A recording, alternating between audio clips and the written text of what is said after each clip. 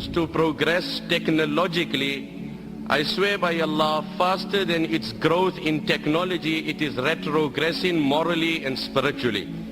While life seems to become easier theoretically, in theory when you analyze life today, we have such advanced modes of transport, such easy ways of communication. In theory, life seems easier than previous times, but practically life has become more challenging than the previous times.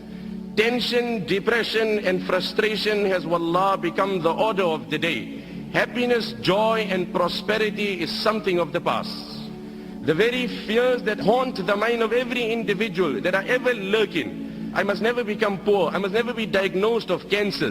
This must never happen. The fears that are ever lurking in the heart and the mind of every man is sufficient depression in the life of every person. The only way to avert financial depression, the only way to avert and divert financial depression is to convince yourself that Allah is the sustainer.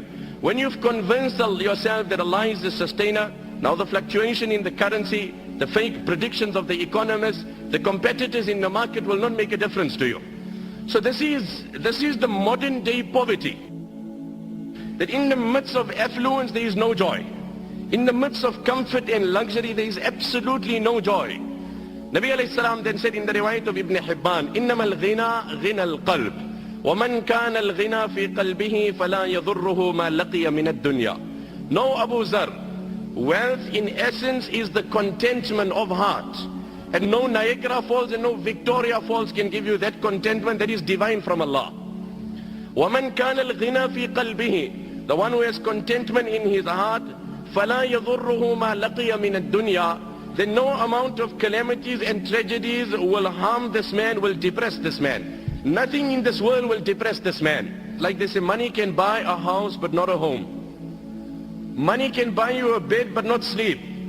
Person can be sleeping, on water bed, as they say. Insomnia is a medical condition that's only growing in the world. Deprived of sleep. And on the other hand, there is a beggar, a pauper, sleeping under the tree in mid-traffic.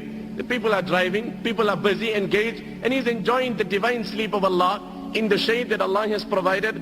I swear by Allah, the greatest contributing factor to depression is guna. Ask that young boy who after he takes a pill and he's on a bus and he's on cloud 9 and he's floating somewhere else, as soon as he becomes sober, he goes through such depression that he's left with one of two options. Either he commits suicide or takes a pill again. There's no other choice in the life of that young boy. This is nothing, these antidepressant tablets, that is escapism. You are hiding the reality. You are disguising and camouflaging. You are not solving, you are not soothing. It's like a person went to a particular motor mechanic, he had a problem in his car. He says, you know what, as I'm driving there's this very strange and peculiar sound coming out and I can't trace the problem. So the motor mechanic had a look at the car, but he couldn't trace the problem. He says, you know what, I can't really find anything, but I got a way out. I can solve the problem for you. If it really bothers you while driving, just put your radio a bit louder. If the noise bothers you, just put your radio, and I promise you your problem will be solved without any money. I swear by Allah, that is antidepressant tablets. You have solved no problem. You have only camouflaged it, you've disguised it. The problem remains. Become sober and it's worse than what it was. Like they say, having Allah on your side does not mean sailing on the ocean with no waves. It doesn't mean that. But having Allah on your side means sailing in such a ship which no storm can sink. That is what it means. It doesn't mean you will not have storms. You will have storms, you will have waves. But when you have Allah on your side, no storm will sink that ship. It is contentment. Grab onto it. I swear by Allah, if you have it, you're a king without a throne also. What did the Nabi of Allah say? وَمَنْ كَانَ الْغِنَى فِي قَلْبِهِ, he who has contentment in his heart, فَلَا يَضُرُّهُ مَا لَقِيَ مِنَ الدُّنْيَا, no calamities of this world will depress him. It does not mean when a man has contentment, calamities will not come. No, Allah will give him the strength to react differently. He will not get emotional by situations. Allah gives you the ability to focus on the reward promised in that challenge in Akhirah. My brother, you have tasted the fake pleasure.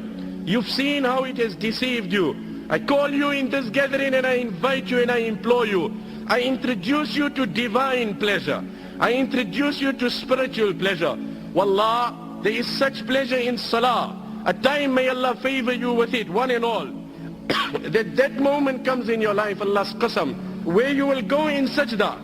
And I promise you, you will derive such pleasure. Allah's qasam in His control is my life. You won't able to lift your head.